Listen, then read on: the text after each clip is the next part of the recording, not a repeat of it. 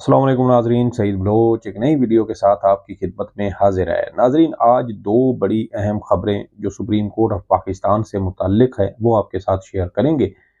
आपको याद होगा कि 25 मार्च को इस्लामाबाद हाई कोर्ट के 6 जजेस की जानिब से ख़त लिखा गया। उस ख़त में अदालती अमूर के अंदर बेंचेस की तश्कील, फैसलों के मनपसंद फैसले लेने समेत जजेस के घरों में जासूसी, खुफिया कैमरे लगाना, जजेस के अहल खाना को दबाव में लाने के लिए उनके रिश्तेदारों को अगवा करके टॉर्चर करना। इसके अलावा इस्लामाबाद के ज़िलई अदलिया के एक जज के घर पर क्रैकर बम हमले समेत मुतअद्दिद संगीन तरीन इल्ज़ामात आयद किए गए थे। अब उस मामले की जो एक और बड़ी अहम पेशरफ्त ये सामने आई है कि जिन 6 जजेस ने ये ख़त लिखा उनमें इस्लामाबाद हाई कोर्ट के सीनियर तरीन जज जस्टिस मोहसिन अख्तर कियानी भी शामिल थे। और उनके इस खत के बाद ही ये चहमगोइयाँ हो रही थीं कि उनके खिलाफ अब सुप्रीम जुडिशल काउंसिल में रेफरेंस भेजा जाएगा। और आज सुप्रीम जुडिशल काउंसिल में रेफरेंस या शिकायत दायर कर दी गई है। इसके अलावा जो दूसरी अहम खबर है वो ये है कि फौजी अदालतों से 20 अफराद को रिहा किया गया गुज़श्ता रोज़। अब उसके ऊपर एक बड़ी अहम पेशरफ्त सामने आई है। अटारनी जनरल ने उन 20 अफराद के हवाले से जो तफसीलात हैं वो सुप्रीम कोर्ट में जमा करवाई हैं।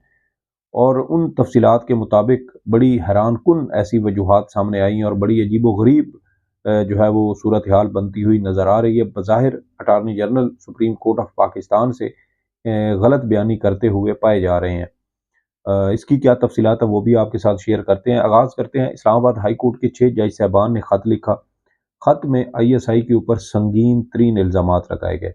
जजेस के घरों के अंदर कैमरे लगाने का इल्ज़ाम लगाया गया। जजेस के एक जज के बेडरूम में खुफिया कैमरा निकला, USB साथ अटैच थी। एक और जगह से कैमरा निकला, साथ सिम कार्ड था, यानी लाइव वीडियो चलाई जा रही थी। इसके अलावा एक जज साहब के जो करीबी अजीज थे उन्हें अगवा किया गया, उनको बिजली के झटके लगाए गए। जजेस से मनपसंद फैसले लेने की कोशिश की गई। इसके अलावा अपनी मर्जी के बेंचेस बनाने के हवाले से जो है वो दबाव डाला गया। तो इस तरह के संगीन इल्ज़ामात थे जो उस ख़त में लगाए गए। और उस ख़त में हाई कोर्ट के जजेस ने सुप्रीम कोर्ट के चीफ जस्टिस, दीगर जज साहबान और सुप्रीम जुडिशल काउंसिल के मेंबरान से ये मशवरा मांगा कि हमें इन हालात का सामना है, अब बताएं कि हम क्या करें, क्योंकि जुडिशल काउंसिल रूल्स, जजेस कोड ऑफ कंडक्ट इन इस तरह के हालात में किसी किस्म की कोई रहनुमाई नहीं करता। लेकिन जिस जिस वक्त ये ख़त लिखा गया, उस ख़त के बाद फौरी बाद ही ये जो है वो बातें शुरू हो गई कि अब मुमकिना तौर पर इन 6 जजेस के लिए मुश्किलात बनेगी और इनको इंसाफ फराहम करने की बजाय इनको ओहदों से बरतरफ कर दिया जाएगा। अब मामला ये है कि एक जज जो इस्लामाबाद हाई कोर्ट के सीनियर तरीन जज हैं और जस्टिस आमिर फारूक के बाद उन्होंने हाई कोर्ट का चीफ जस्टिस बनना है, और वो हैं जस्टिस मोहसिन अख्तर कियानी। जस्टिस मोहसिन अख्तर कियानी को एक बार फिर टारगेट कर लिया गया है।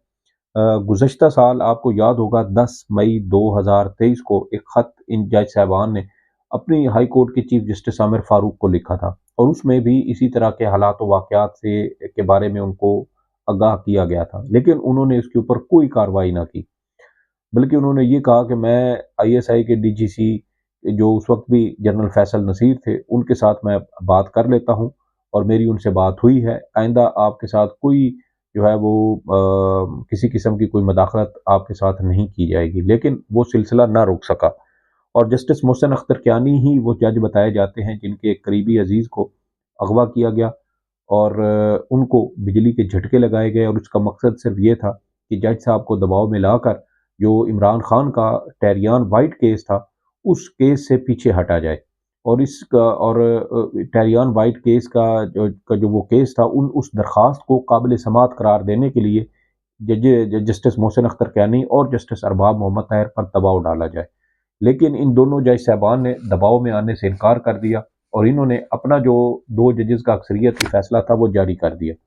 और उसके बाद अब जस्टिस मोहसिन अख्तर कियानी जो है वो इन ताकतवर हलकों के टारगेट पर हैं।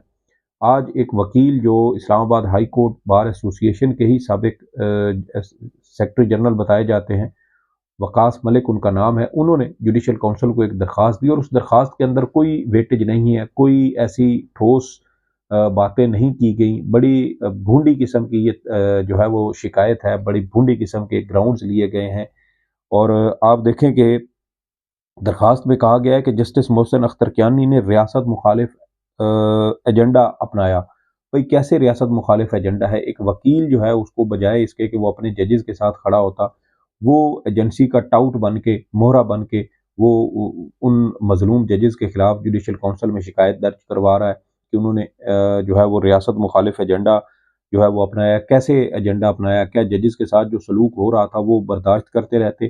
تب یہ جو ہے وہ ریاست کے حق میں یہ چیز جاتی، عدلیہ کی آزادی کمپرومائز ہوتی؟ کیا یہ ریاست کے حق میں، ملک کے حق میں جاتی، قوم کے حق میں جاتی؟ اس کے علاوہ یہ بھی کہا گیا کہ جسٹس محسن اختر کیانی نے ساتھی ججز کو بھی ساتھ ملایا۔ اس بات کا کیا ثبوت ہے کہ وہ ساتھی ججز جو ہیں وہ جسٹس محسن اختر کیانی کے کہنے پر انہوں نے خط لکھا؟ کیا ساتھی ججز جو ہیں، دیگر 5 ججز، کیا وہ بچے ہیں؟ کیا وہ دودھ پیتے ہیں؟ کیا ان کو سمجھ بوجھ نہیں ہے کہ وہ ایک کوئی ان کو اس طرح بہلائے پھسلائے گا اور وہ اس کی باتوں میں آ جائیں گے؟ اس کے علاوہ یہ بھی کہا گیا ہے کہ جسٹس محسن اختر کیانی کے خلاف کارروائی عمل میں لائی جائے۔ بھئی کیا کارروائی عمل میں لائی جائے؟ کون سا ایسا کنڈکٹ کی انہوں نے خلاف ورزی کی ہے سپریم کورٹ میں؟ جب انہی 6 ججز کے خط کے معاملے پر از خود نوٹس کی کیس کی سماعت ہوئی 3 اپریل کو، تو 3 اپریل کی سماعت کے دوران تو جو خط تھا اس خط کے متن کے بارے میں تو سپریم کورٹ کے اس 7 رکنی لارجر بینچ نے کوئی ایسی بات نہیں کی کہ اس خط میں ان 6 ججز نے کوئی کوڈ آف کنڈکٹ کی خلاف ورزی کی ہے یا انہوں نے اپنے حلف کی خلاف ورزی کی ہے جس پر ان کے خلاف کارروائی ہونی چاہیے۔ چیف جسٹس صاحب نے تو ایسا کوئی ریمارکس نہیں دیا اور نہ ہی بینچ میں شامل دیگر ججز نے دیے۔ تو پھر جسٹس محسن اختر کیانی صاحب کے خلاف کیسے کارروائی اور کیوں عمل میں لائی جائے؟ اس کے علاوہ جسٹس محسن اختر کیانی کو بطور جج کام سے روکا جائے، یہ بھی استدعا کی گئی ہے۔ اب حیران کن بات یہ ہے کہ جسٹس محسن اختر کیانی صاحب نے گزشتہ سال 10 مئی 2023 سے اب تک ان کے خلاف 3 ریفرنسز دائر ہو چکے ہیں۔ 2 پہلے تھے اور ایک یہ تیسری یہ درخواست ہے۔ ایک خارج ہو چکا ہے، ایک میرے خیال میں شاید ابھی بھی اسلام آباد سپریم جوڈیشل کونسل میں ابھی بھی پینڈنگ ہو، اور دوسری شکایت یہ آئی ہے۔ جس طرح کی یہ بھونڈی شکایت بنائی گئی ہے، میرے خیال میں اس وکیل کو پہلی ہی جوڈیشل کونسل کے پہلے ہی اجلاس پہ اس کو بلا کر اس کو بھاری جرمانہ ہونا چاہیے، کم از کم 10 سے 20 لاکھ یا اس سے بھی زائد کا جرمانہ ہو، تاکہ اپنے حق کے لیے، عدلیہ کی آزادی کے لیے لڑنے والے ججز کو دباؤ میں لانے والے ایسے موروں کو بھی جو ہے وہ عبرت کا نشان بنایا جائے، اور آئندہ کوئی وکیل یا کوئی شہری جو ریاستی اداروں کے جو ہے وہ ظلم کے شکار ججز کے خلاف اس طرح کی بھونڈی شکایات لے کر جوڈیشل کونسل میں نہ آئے۔